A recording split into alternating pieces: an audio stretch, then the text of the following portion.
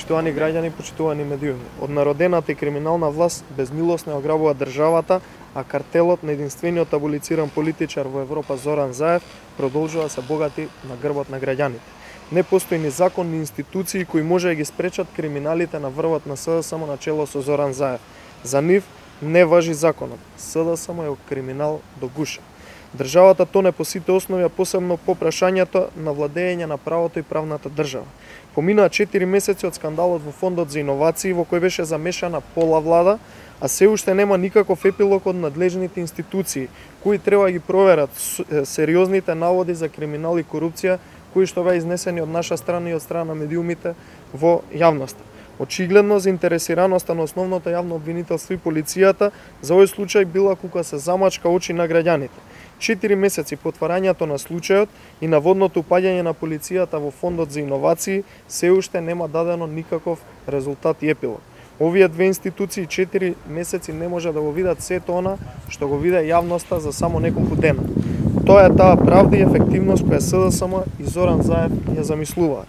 Селективност на секој чекор, таму кај што се работи за функционери на СДСМ да се заташка, а за сите останати кои се неподобни за овој криминален картел, експедитивно да се процесуира.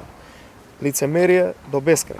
Повторно прашуваме до каде е истрагата за евентуални сторени кривични дела во постапката за јавен повик за финансирање проекти во рамки на третиот столб од планот за економски раст, прв инвестициски бран. Има ли за основното јавно обвинителство основа за кривично гонење доделувањето на грант над 100.000 евра на фирмата во собственост на вице-премиерот Кочо Андјушев, кој што е втор човек на Зоран Заев?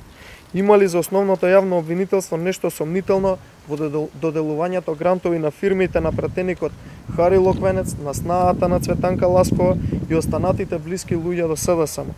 Дали за основното јавно обвинителство е доволно тоа што евентуалниот криминал бил спречен само од бурната реакција на граѓаните и јавноста, па водени од максимата ако крадецот биде фатен, фатен, ако не, доволно е само да не биде гонет. Јавноста чека одговори 4 месеци, ќе се чека се дури институциите јавно, јасно и гласно не се произнесат по овој криминоген, иновативен метод на испумпување на средства од буџет. Ако основното јавно обвинителство не се одважи сега и не се произнесе, ќе се произнесе некој следен состав на основно јавно обвинителство и некој нов јавен обвинител, кој многу скоро ќе работи ослободен од канџите на овој криминален картел на власт.